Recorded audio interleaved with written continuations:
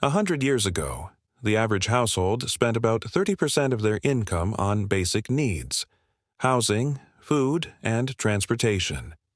Today, these same necessities often consume 70% or more of a family's income. We're working more hours than ever, yet basic survival costs are eating up more than twice as much of our earnings. The sheer magnitude of this shift touches every aspect of our lives. It's not just about inflation. We will get to that at some point in the future. It's about how our basic needs have become entangled in vast systems that make everything more expensive. As our society has become more specialized, we've lost many basic skills our grandparents had learned. Life has gotten easier in many ways, but this convenience has made us more dependent on others for our basic needs, and that dependency comes with a staggering price tag. Let's look at the three largest expenses in most people's lives: housing, transportation, and food. These basic necessities have become entangled in systems that make them increasingly expensive.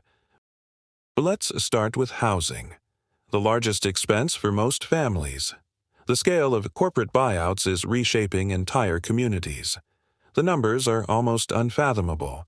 Investment firms are acquiring thousands of properties at a pace we've never seen before. In manufactured home communities, we're seeing an especially predatory trend. Investment firms are actively buying these communities and increasing expenses to boost their investor returns.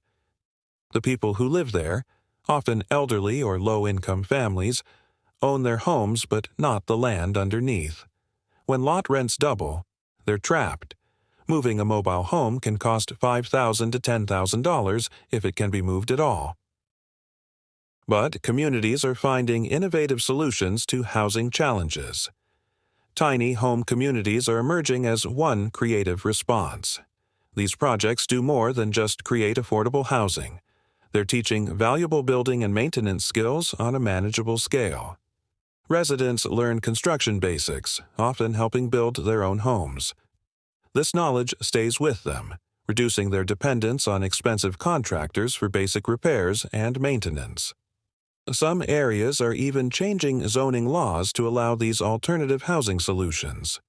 When communities work together, they're finding ways to create housing that's both affordable and empowering. Transportation has become another web of dependencies. Cars that were once relatively simple machines now require specialized diagnostic tools just to read error codes. Basic maintenance often requires dealer visits because the necessary tools and information are restricted. Even something as simple as programming a key fob can cost hundreds of dollars. But here too, communities are creating solutions. Community garages are emerging where people can work on their vehicles with proper equipment and expert guidance. These spaces aren't just about saving money. They're about learning essential skills with experienced mechanics who can guide you through basic maintenance and repairs. As people learn and gain confidence, they pass these skills on to others, creating a cycle of knowledge and independence. The transformation of our food system is breathtaking in its scope.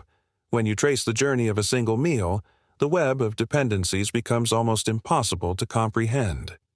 As we've lost basic food growing and preservation skills, we've become more dependent on long supply chains and corporate farming. Local grocery stores are disappearing, replaced by large chains. Food now travels an average of 1,500 miles to reach our plates, making us vulnerable to transportation costs and supply disruptions.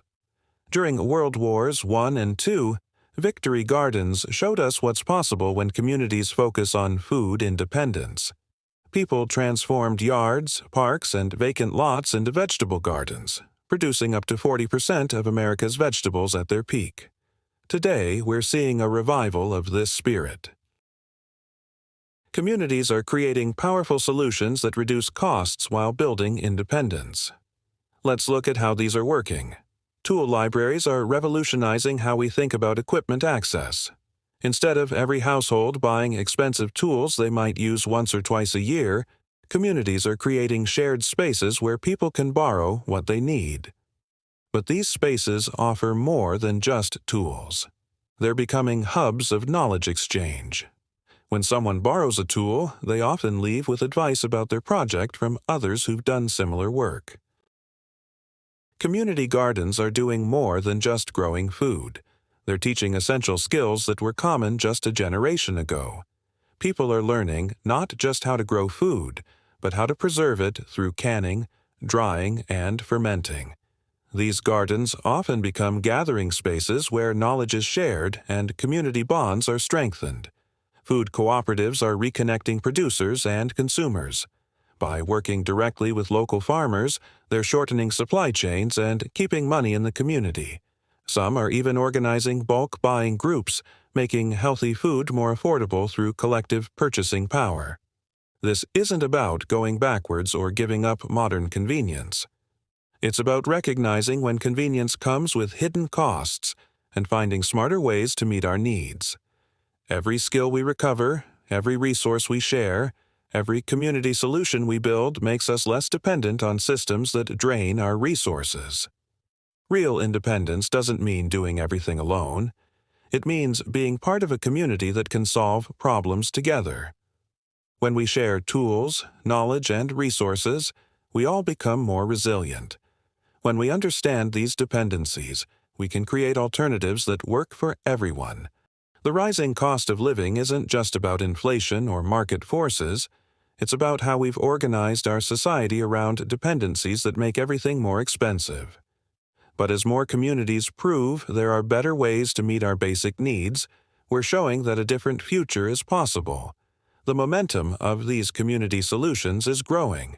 Each success shows others what's possible. Every tool library that opens, every community garden that sprouts, every skill-sharing network that forms makes it easier for other communities to follow suit.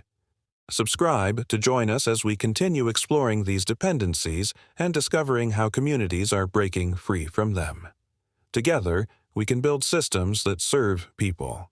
We can fix this.